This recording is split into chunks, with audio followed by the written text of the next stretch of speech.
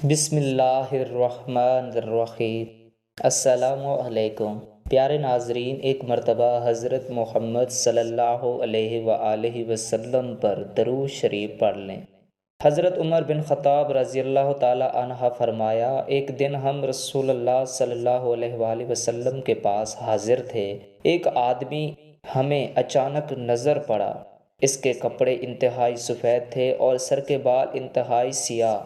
نہ تو اس پر سفر کے نشانات نظر آئے تھے اور نہ اسے کوئی پہچانتا تھا، حتیٰ کہ وہ رسول اللہ صلی اللہ علیہ وآلہ وسلم کے پاس آ کر بیٹھ گیا اور اس نے اپنے گھٹنے رسول اللہ صلی اللہ علیہ وآلہ وسلم کے گھٹنوں کے ساتھ لگا دیے اور اپنی ہتھیلیاں آپ کی رانوں پر رکھ لیں۔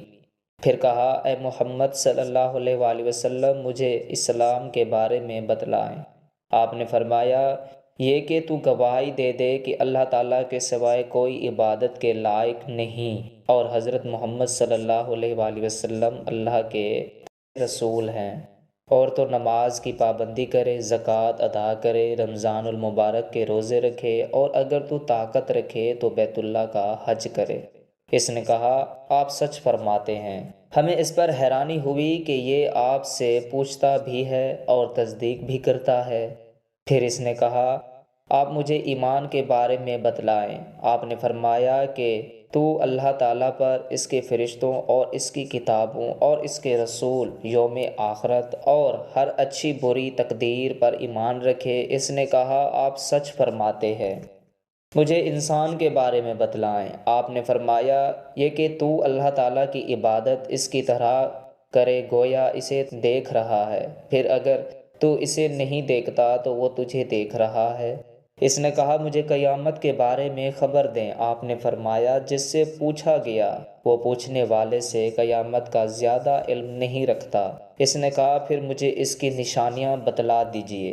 آپ صلی اللہ علیہ وآلہ وسلم نے فرمایا، ایک نشانی یہ ہے کہ لونڈی اپنے ملائکہ کو جنے گی، اور دوسرے یہ کہ تو ننگے پاؤں پھرنے والے، ننگے جسم رہنے والے بکریوں کی کھنگال چرائیوں کو دیکھے گا کہ وہ ایک دوسرے کے مقابلے میں فرقیہ انداز میں اونچی اونچی عمارتیں بنانے لگے ہیں۔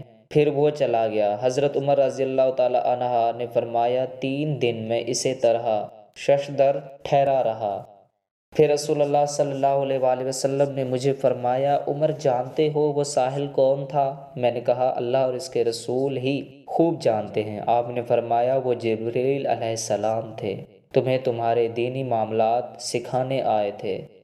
حضرت انس بن مالک رضی اللہ تعالی عنہ سے روایت ہے کہ رسول اللہ صلی اللہ علیہ وآلہ وسلم نے فرمایا، 3 چیزیں ایسی ہیں کہ جس شخص میں بھی پائی جائیں ایمان اس کو لذیذ معلوم ہوتا ہے، ایسے ایمان میں مزہ آنے لگتا ہے۔